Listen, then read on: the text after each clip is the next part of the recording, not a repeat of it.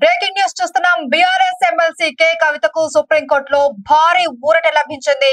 Delhi liquor policy కేసులో court ఆమెకు bail మంజూరు చేసింది. ఆమె దాఖలు చేసిన బెయిల్ పిటిషన్ పై దాదాపు గంటన్నర పాటు వాదనలు సాగాయి.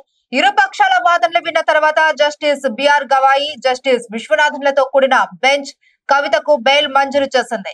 ఈ కేసులో ఇప్పటికే ఛార్జ్ షీటు దాఖలు చేసిన నేపథ్యంలో నిందితురాలు జైల్లో ఉండవలసిన అవసరం లేదు అని బెంచ్ వ్యాఖ్యానించింది. ఈడీ, సిబిఐ రెండు కేసుల్లోనూ ఆమెకు బెయిల్ ఇచ్చింది. నిందితురాలు మహిళ అనే విషయం కూడా దృష్టిలో ఉంచుకొని బెయిల్ ఇస్తున్నట్లు పేర్కొంది.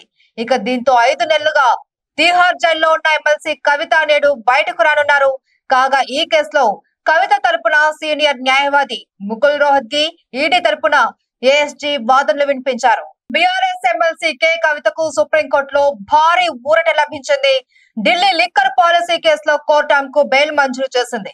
ఆమె దాఖలు చేసిన బెయిల్ పిటిషన్ పై దాదాపు గంటన్నర పాటు వాదనలు సాగాయి.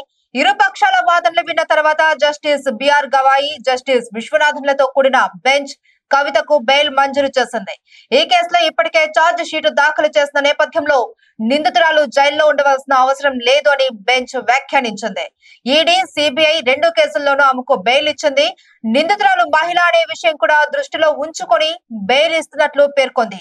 ఇక దీంతో 5 నెలలుగా తీహార్ జైల్లో ఉన్న ఎమ్మెల్సీ కవిత నేడు బయటకు రానున్నారు. కాగా ఈ కేసులో కవిత తరపున సీనియర్ న్యాయవాది ముకుల్ రోహత్గి, ఈడీ తరపున ఏఎస్జీ వాదనలు వినిపించారు.